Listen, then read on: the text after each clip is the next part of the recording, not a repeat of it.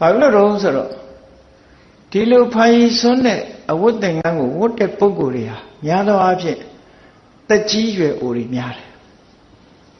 တက်ကြီးရွယ်အိုတွေများရုံနဲ့မကဘူးဆံမုတ်စိတ်တွေကလည်းထူလက်ဖြစ်နေဥပုံညစာချိုးသလိုပေါ့နော်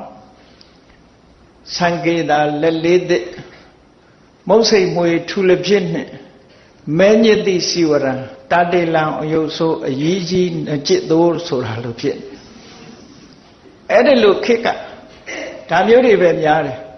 သို့တော့အခုလိုတန်တန်ပြန့်ပြန့်တန်တန်ရှင်းရှင်းနဲ့ရုပ်ရည်အစဉ်တတ်တတ်ပဲငယ်ငယ်ရွယ်ရွယ်လေးနဲ့သာသနာပေါ်ဝင်လာတယ်ဆိုတာအမှန်တမ်းထူးခြားတဲ့အနေအထားတစ်ခုဖြစ်တက်က29နှစ်ပဲရှိသေးတယ်လေအဲ့တော့ဗိမိသာရကြီးကမြင်ချင်းရာဇဓမ္မနေကိုလွတ်တယ်အဲ့ဒီရာဇဓမ္မနေလွတ်တယ်ဆိုတာကိုပပိစ္ဆာသုတ်တံမှာပြောထားတာရှိတယ်နော်ပပိစ္ဆာသုတ်တံမှာပြောထားတာသူနာရှိတဲ့အမတ်တွေကိုမေးတယ်ဣမံဘွန်တော်နိတာမေထအဘိရူပောဗျာဟာရုစီရုပ်ကလည်းအမတန်ချောတယ်ဗျာဟာထောင်းထောင်းမောင်းမောင်းရုစီလှပတင်းတယ်တဲ့ဟောဒီယဟန်ကိုကြည်ချစမ်းကြည်ချစမ်းဟိုမှာကြည်စမ်းအရကထောင်းထောင်းမောင်းမောင်းရုပ်ဆင်းကလည်းအမတန်လှတင်းတောင်တင်းနေရှိတယ်စရဏေနတ္တံပနောကိုချင်းတရားနဲ့လည်းပြည့်စုံပုံရတယ်သွားရလာတာကြည့်လိုက်ယုကမတ္တေနပိက္ခတိသူကဟိုတောင်ကြည့်မြောက်ကြည့်မကြည့်ဘူးဆွမ်းခံသွားတဲ့အခါမှာယုကမတ္တဆိုတာထဘိုးတစ်ပြန်လက်မှတတ်ဆင်ထားတဲ့ထံဘိုးတစ်ပြန်4000လူတွေရဲ့တောင်နဲ့4000လောက်အတိုင်းအတာတစ်ခုမှာမျက်လွှာချတယ်လို့ခေါ်တာပေါ့နော်အဲ့ဒီသွားရလာတာလဲဟိုကြည့်ကြည့်မကြည့်ပဲနဲ့မျက်လွှာချပြီးတော့တည်တည်ငြိမ်ငြိမ်သွားတဲ့ပုဂ္ဂိုလ်ကြည့်ချက်ပါအောက်ခိတ္တစက္ခုမျက်လွှာချထားတယ်နော်နာယံနိစကုလမိဝါသူ့ကြည့်ရတာတော့အောက်တန်းစားအမျိုးတွေကမဟုတ်ဘူးထက်တန်းစားတွေကဖြစ်လောက်တယ်ရာဇထုတာဘိဓာဝန္တုဟေးတမန်နေအမြန်သွားကြစမ်းအဘိဓာဝန္တုဆိုပြေးပြီးတော့သွားကြကြောက်သွားလိမ့်မယ်မင်းတို့မပြောက်စိန်နဲ့မျက်ခြေမပြတ်စိန်နဲ့ပြေးလိုက်ကြတော့နော်ရိုးရိုးလမ်းလျှောက်ခိုင်းတာမဟုတ်ဘူးအဘိဓာဝန္တုဆိုတာပြေးသွားကြမြန်သွားကြကုဟိံဘိက္ခုဂမိတ္တိဒီကိုယ်တော်ဘယ်သွားမယ်ဆိုတာမင်းတို့လိုက်ရှာကြဂေါရမယဟန်တော်လေးကဆုံးခံပြီးတဲ့အခါမှာသူစားလောက်ရုံလေးရားလိုက်တာနဲ့ပဲတပိတ်ကိုပိုက်ပြီးတော့မြို့ပြင်ထွက်သွားတယ်ရာဇဂိုမြို့ဆိုတာတောင်ငါးလုံးပိုက်ရန်ထားတဲ့မြို့အဲ့ဒီထဲမှာဘယ်သွားတော့ဆိုပန္ဒဝဆိုတဲ့တောင်ခြေဘက်ကိုသွားတယ်ပန္ဒဝတောင်ရောက်တဲ့အခါကျတော့ပန္ဒဝတောင်ခြေမှာရေရလွယ်တဲ့နေရာတစ်ပင်အောက်မှာထိုင်ပြီးတော့ဆုံးဖုံးပေးတယ်နောက်ကနောက်ရောင်ခံလိုက်သွားတဲ့ရာဇဓမ္မန်တွေကတွေ့တယ်တွေ့တော့ရာဇဓမ္မန်3ယောက်သွားတယ်3ယောက်သွားတော့တယောက်ကိုစောင့်ချထားပြီးတယောက်ကအနီးပါးမှာစောင့်နေပြီးတော့တယောက်ကအလယ်လောက်မှာမျက်ခြေပြတ်မှကြောက်လို့တယောက်ပဲနေပြီးတော့ပြန်ပြီးတော့သတင်းပို့တယ်ဗေမိသာရမင်းကြီးစီသွားတဏှုတင်တဲ့အခါဗေမိသာရမင်းကြီးချက်ချင်းပဲမြင်းစီးပြီးတော့လိုက်လာတယ်နော်အဲ့ဒီဟာကိုဒီပပိစ္ဆာသုတ်တံမှာဖော်ပြထားတယ်မနေ့ကပြောတဲ့ထဲမှာပါတယ်ဗေမိသာရမင်းကြီးကရုပ်ရည်အစဉ်အမတမလှပပြီးသူနဲ့တက်တူရွယ်တူမတိမ်မယိရဟန်းတော်လေးကိုတွေ့တဲ့အခါမှာစိတ်ထဲမှာခင်မင်လို့ဒီမှာတူတူနေကြရအောင်တိုင်းပြည်ကိုတဝက်ခွဲပေးပါမယ်တူတူနေရအောင်လို့ဆိုပြီးတော့ဖိတ်ခေါ်တဲ့အခါမှာလက်မခံမျိုးရိုးမေးတဲ့အခါကျတော့ဟိမန္တာတောင်ခြေကတာဂဝေမင်းမျိုးကလာတယ်ဆိုတာကိုသူပြောပြတယ်မနေ့ကပြောတဲ့အတိုင်းအဲ့ဒါလို့ ပိစ္ဆာသုတ်တံမှာဖော်ပြထားတယ်ပြီးတော့ဒီလိုဖះလောင်းတော်တောထွက်လာခဲ့တယ်ဆိုတာအသေးစိတ်ဖော်ပြထားခြင်းမရှိပြီမဲ့လို့မဟာသစ္စကသုတ်တံမြတ်စွာဘုရားကိုယ်တိုင်ပြန်ပြီးတော့ဇာတ်ကြောင်းပြန်ပြီးတော့ပြောထားတဲ့စကားတွေရှိတယ်ခုခေတ်အနေနဲ့ပြောရဆိုရင် autobiography လို့ပြောဘုရားကိုယ်တိုင်ပြန်ပြောတာအထက်ကရာတွေကဖွင့်ပြီးတော့ရေးတဲ့စကားမဟုတ်ဘူးဘုရားကိုယ်တိုင်ပြန်ပြီးတော့ပြောထားတဲ့စကားရှိတယ်သူသာသနာပေါင်းဝင်လာတဲ့အရွယ်နဲ့ဒီရဟန်းဖြစ်လာပုံအချင်းရာပြောပြထားတယ်အဲ့ထက်ပဲသစ္စကကြီးနဲ့တွေ့တဲ့အချိန်မှာပြန်ပြီးတော့ပြောထားတာအဲ့ပြန်ပြောတဲ့ထက်မှာဘာပါလာတော့ပြန်ပြောပုံလေးကိုပြန်ကြည့်မယ်ဆိုရင်သူဟာတရားဓုတရားမြတ်မရခင်အချိန်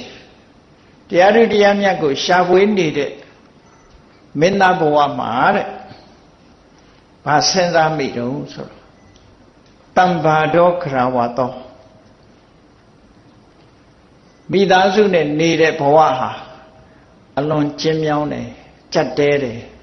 ကျဉ်းကြက်တယ်မွန်းကြက်တယ်ပေါ့မိသားစုကိစ္စတွေဟိုကိစ္စဒီကိစ္စတွေနဲ့မွန်းကြက်တယ်တရားအထုတ်ဖို့အခွင့်အရေးမရှိဘူးလွတ်လွတ်လပ်လပ်စဉ်းစားဖို့အခွင့်အရေးမရှိဘူးရဇာပထောလောဘတွေဖြစ်ရတယ်ဒေါသတွေဖြစ်ရတယ်ကိလေသာတွေဖြစ်ရတယ်မိသားစု life ဆိုတာမွန်းကြက်နေတာပဲအဘောကတောပပိစ္ဆာယဟန်ဘဝတိတာလင်းတကယ်ကိုလွင်မြင်ကြီးပဲလွတ်လပ်တယ်လို့ဆိုတာလွင်မြင်ကြီးနဲ့အလားတန်တူတယ်နာယိထံတုကရံအဂါရံအစ္ဆဝတ္တတာမိသားစုဘဝနဲ့နေတဲ့ပုဂ္ဂိုလ်တယောက်အနေနဲ့ဟောဒီဗြဟ္မစရိယဆိုတဲ့မြင့်မြတ်တဲ့အကျင့်ကိုကျင့်ဖို့ဆိုတာပြည့်ပြည့်ဝဝကျင့်ဖို့ဘလို့မှမလွယ်ကူဘူးပြည့်ပြည့်ဝဝကျင့်ဖို့မလွယ်ဘူးဒါကြောင့်မို့လို့သံမုတ်စိတ်ရိပ်ပယ်ပြီးတော့ဖိုင်စွန်းတဲ့အဝတ်သင်္ကန်းကိုဝတ်ယုံပြီးမိသားစုဘဝကနေပြီးမိသားစုနဲ့မနေတဲ့ဘဝကိုပြောင်းရရင်ကောင်းမှာပဲဆိုတဲ့အတွေ့အကြုံပေါ်လာခဲ့ဘူးတယ်လို့ဒါကဘုရားကိုယ်တိုင်ပြန်ပြီးတော့မိန့်ချတဲ့စကားတစ်ခုအဲ့ဒါလို့တွေးပြီးတော့ဆုံးဖြတ်ချက်ချလိုက်တယ်ဒေါထက်ခန်းဆိုပြီးတော့ဘုရားဝင်နေမှာရေးတာပေါ့ဒေါထက်တယ်ဆိုတာ renounce လုပ်တာပဲမိသားစုဘဝကိုဆွန့်လိုက်တယ်စီးပွားဥစ္စာတွေအလုံးကိုဆွန့်လိုက်တယ်အခွင့်အရေးတွေအလုံးကိုဆွန့်တယ်ဆွန့်ပြီးတော့တရားဓမ္မရှာဖွေမယ်ငြိမ်းချမ်းတဲ့ဘဝကိုရှာဖွေမယ်အမှန်တရားတွေကိုသိအောင်ကြိုးစားမယ်ဆိုတဲ့ဘဝမျိုးထွက်ခွာလာအဲ့ဒီမှာမြတ်စွာဘုရားကသူသာသနာပေါင်းဝင်ရောက်လာပုံရဟန်းပြုလာပုံနဲ့ပတ်သက်ပြီးဆက်ပြီးဘာပြောတော့ဆိုအကာမကဏံမာတာပိတုနံအတုမုခန္နံရုထံတာနံဆိုတဲ့စကားလေးပါအကာမကဏံမာတာပိတုနံမိဘတွေကသူ့ကိုသင်္ကန်းမိုးစေခြင်းမူဘုန်းကြီးမဖြစ်စေခြင်းမူလိုလားမှုမရှိဘူးဒီဘဝမျိုးမိဘတွေကမကြိုက်ဘူးအဲ့ဒီမလိုလားတဲ့မိဘတွေဟာအတုမုခမျက်နှာမှာမျက်ရည်တွေနဲ့ရုထန္တနှုတ်ကလည်းထုတ်ပြီးတော့အတန်ထွက်ပြီးတော့ငိုကြွေးနေကြသားလေးဒီလိုလှုပ်သွားတာကိုမကျေနပ်နိုင်ကြဘူးအဲ့ဒီလိုငိုကြွေးနေတဲ့အချိန်မှာပဲသံမုတ်စိတ်ပယ်ပြီးသင်္ကန်းဝတ်ခဲ့တယ်လို့မြတ်စွာဘုရားဒီလိုပြန်ပြောတာဒီနေရာလေးမှာနိုင်ငံသားစာဖတ်တဲ့ပုဂ္ဂိုလ်တွေကမြန်မာတွေတွေးတယ်လို့မတွေးဘူးမြန်မာတွေကတော့ထက္ကရာဆရာတွေရှင်းလင်းချက်အတိုင်းဘုရားလောင်တော်ထက်တဲ့ဟာဒီ ညာကြီးတကောင်တိတ်တိတ်ထွက်လာတာဆိုတော့မိဘတွေငိုးနေတုံထွက်လာတာမဟုတ်ဘူးသူတို့ကမိဘတွေငိုးနေတုံထွက်တာမဟုတ်ဘူးညာကြီးထွက်တာလည်းမဟုတ်ဘူးမိဘတွေငိုးနေတုံအိမ်ကနေဇွတ်ထွက်လာတယ်လို့သူတို့ကဒီလိုယူဆတယ်ဒီစာပိုက်ကြည့်မယ်ဆိုရင်လည်းပဲအဲ့ဒီပုံစံမျိုးဖြစ်တယ်ပေါ့သို့တော်လည်းပဲဖြစ်နိုင်တာဘုရားလောင်းထွက်သွားတယ်ဆိုတာမနဲ့သိလိုက်တဲ့အချိန်မှာသူတို့မဖြစ်စေချင်တာဖြစ်လို့မိဘတွေဟာငိုးချံရစ်တယ်လို့ဒီလိုတော့ပြောလို့မရဘူးလားဆိုရတယ်ညတကောင်ကပျောက်သွားတဲ့သားကလေးမနဲ့မိုးလင်းတဲ့အခါမိဘတွေဟာငိုကြွေးတယ်ဒီနေရာမှာလဲမာတာပိတုနံဆိုတော့တစ်ဖက်ကကြည့်မယ်ဆိုရင်မေတော်ကြီးမရှိတော့ဘူးဖွားပြီးတော့9ရက်အရာမှာပဲမေတော်မာယာနိုင်ရဆန်သွားတယ်တိုးတော်ဒီစာပိုက်မှာမိဘနှစ်ပါးငိုကြွေးနေထုံးသင်္ကန်းဝတ်ခဲ့တယ်ဆိုပြီးစကားအရာပြောမယ်ဆိုရင်မေတော်ကြီးရှိနေသေးတယ်လို့တချို့အတွေးကောင်းတွေးပြီးလိုက်ပဲတိုးတော်လဲမိတွေတော်ခေါ်မိဟာမေတော်အရာမှာဖြစ်လို့စကားပြောစဉ်အတိုင်းမလိုလားတဲ့မိဘတွေမျက်ရည်နဲ့မျက်ခွက်ဖြစ်နေတဲ့အချိန်မှာသာသနာပေါင်းဝင်လာတယ်ဆိုလိုတာကမိဘတွေကသင်္ကန်းမိုးစီခြင်းလို့အချိန်ချင်းတားခဲ့တယ်အချိန်ချင်းတားတယ်လေချိန်ချင်းတားတဲ့ဂျားတွေကပဲတိတ်တဆိတ်နန်းတော်ကထွက်သွားတာကိုအဲ့ဒါကြောင့်မို့လို့ဒီစကားမျိုးကိုဒီလိုပြောတာအတူအမှာကမိဘတွေကအချိန်ချင်းတားပြီးမလိုလားတဲ့သာသနာပေါင်း